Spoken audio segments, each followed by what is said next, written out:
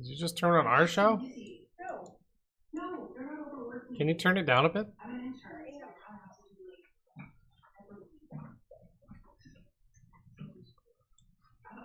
All right.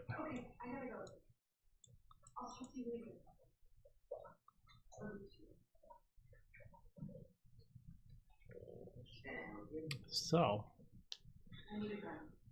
let me get started here.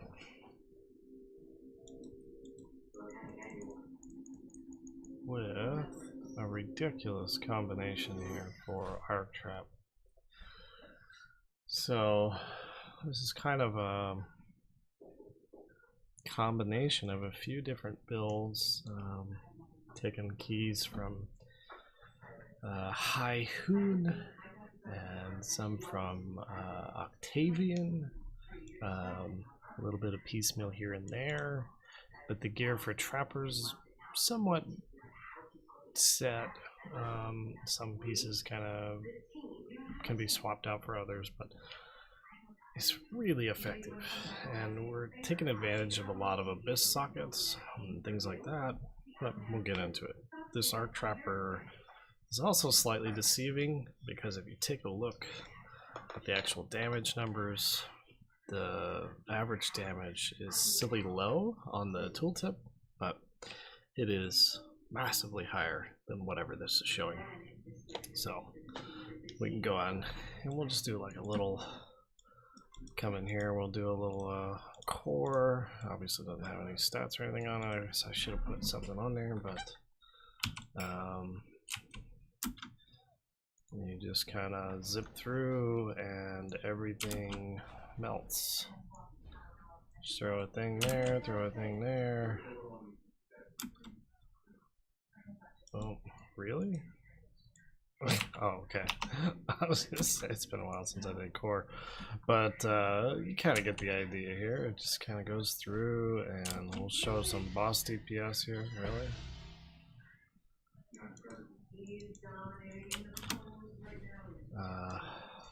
Oh, this is the fast Elrion. Wait, where's the last one? There it is. And boop. This is a T13. I mean, obviously it's not a maxed out sextant, all that stuff, but it goes through that content pretty easily, as long as you're somewhat smart about where you're running, not just kind of sitting in the middle of everything. Ouch. I just two-shot her. That was actually surprising. That's not a real boss. Some of the bosses take slightly longer than that. Not much, but... See, we just kind of throw a trap at each group. These guys fold pretty easily. And we just kind of cruise through. I'll probably chop this video and cut out a little bit of this, but... These little mini bosses are pretty fucking easy. T13, we'll upgrade that.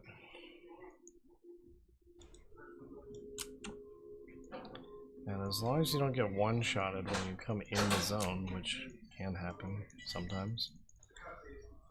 You can see these guys, they do take quite a lot of damage.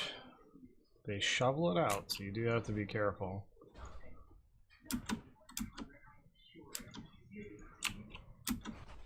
I can run through any group of them. I use phase run on this build, so we can maximize how much damage we have with having two wands, Shimmerons specifically. We're not really going to wait on this, are we? We're just going to keep going. Clear the rest of this map here. It's not going to be your fastest build. It's probably not going to be your highest DPS build either if you have a lot of currency, but it's pretty damn good. And it's really good as like, if you have minimal gear, it's got a lot of power early and it scales really well. So we'll head back here and actually kill the real boss.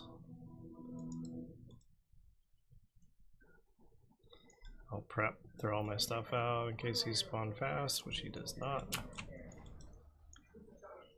He's already dead.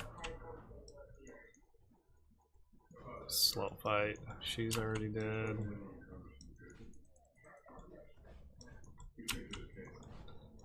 He's already dead. She's already dead. Like, you'll single phase quite a lot of stuff, especially these regular bosses. When you get to Shaper, stuff like that, they're pretty quick as well. I have a lot of spell dodge, so this goes actually go pretty quick. Ow.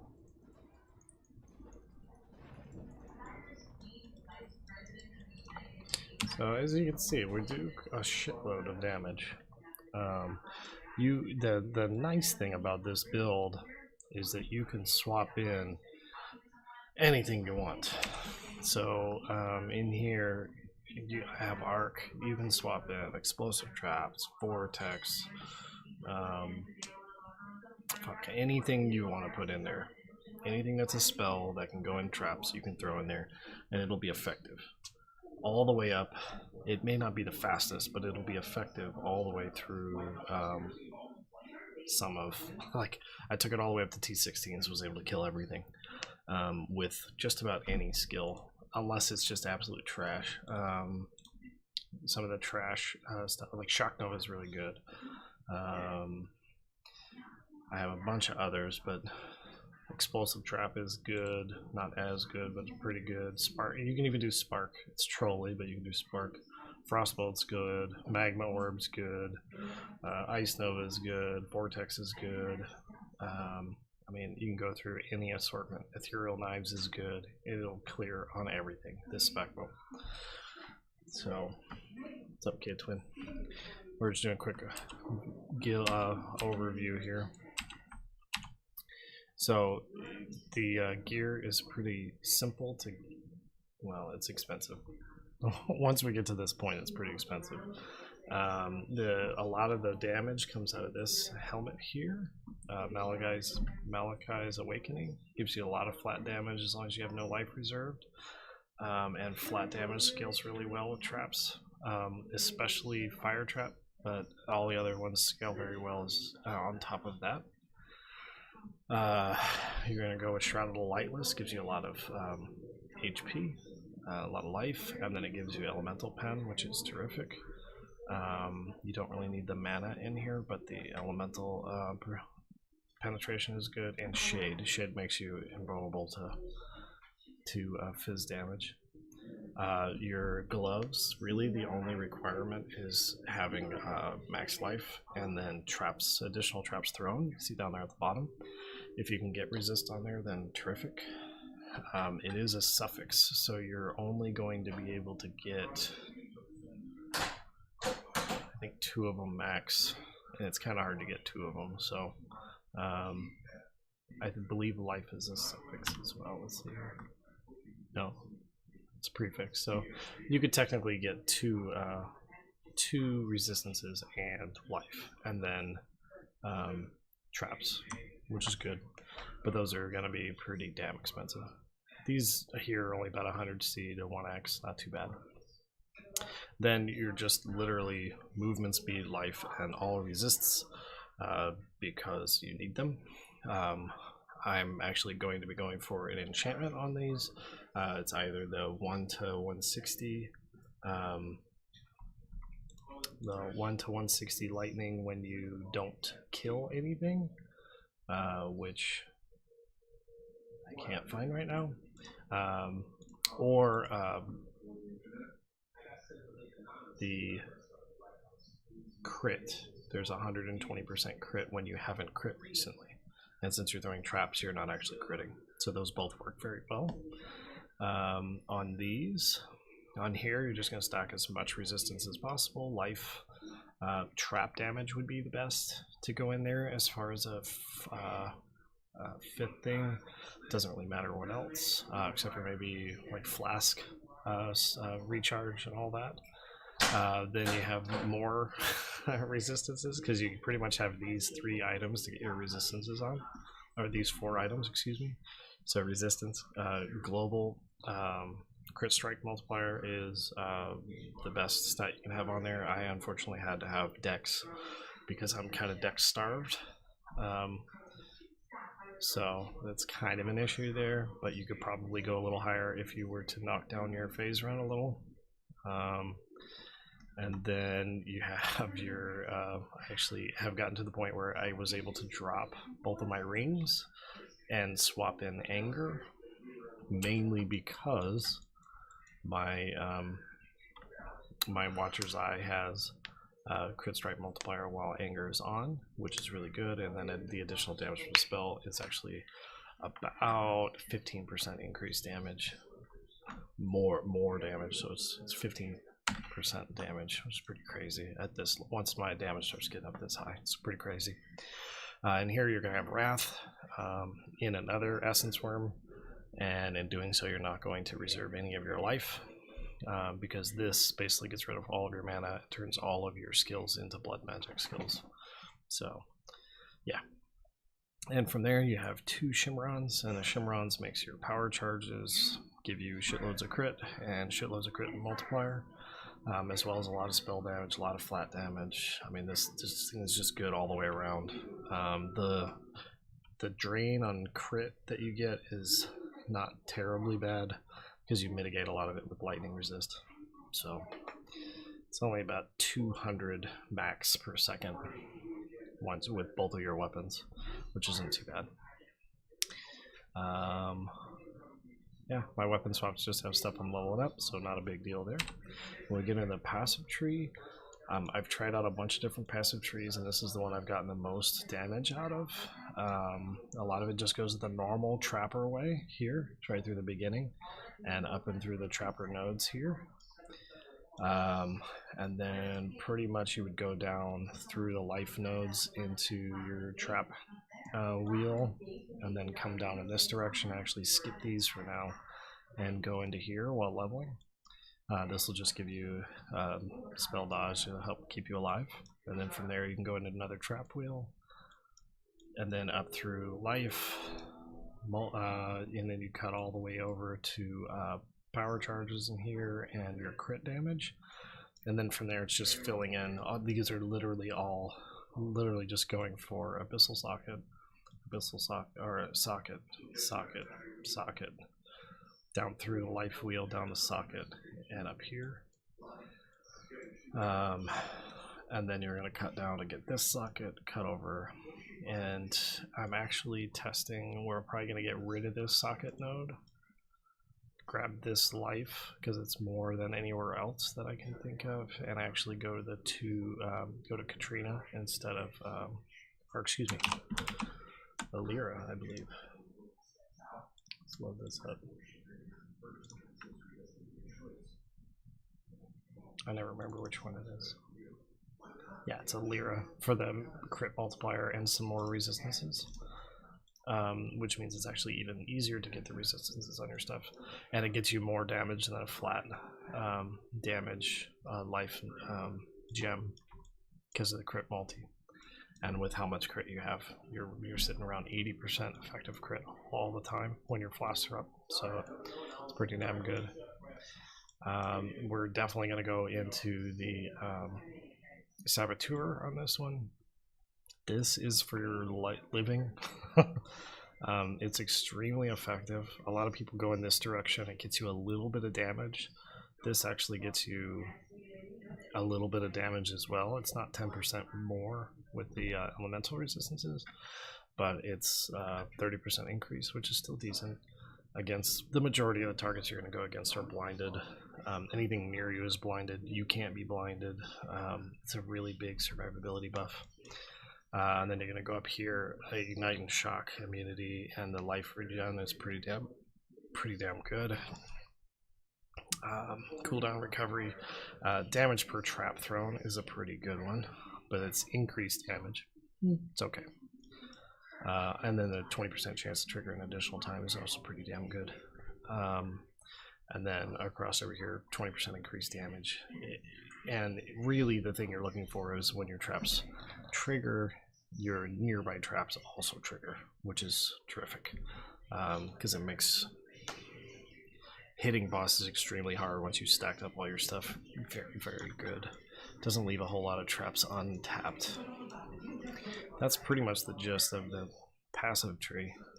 The biggest thing is just as many of these as possible. I'm not sure if this one's working. No mana is technically reserved because I don't have any, but I guess I could look here. No, it does work. So because there's no mana here, I'm not actually reserving any. So I gain about 1,000 damage, which is actually a lot more than that. I'm not 100% sure why this tooltip is so far off, but yeah, that's a pretty good one. And that's a maxed out one. I don't care about the mana regen, I just care about the 60% spell damage. Pretty good. And then really every one of these is just flat damage and life. And obviously you can see my build has a lot of room for improvement. Flat damage, life, flat damage, life. I would get one of these. Flat damage and life. Let's see here. Flat damage life. Where's my... Oh, it might be in my gear.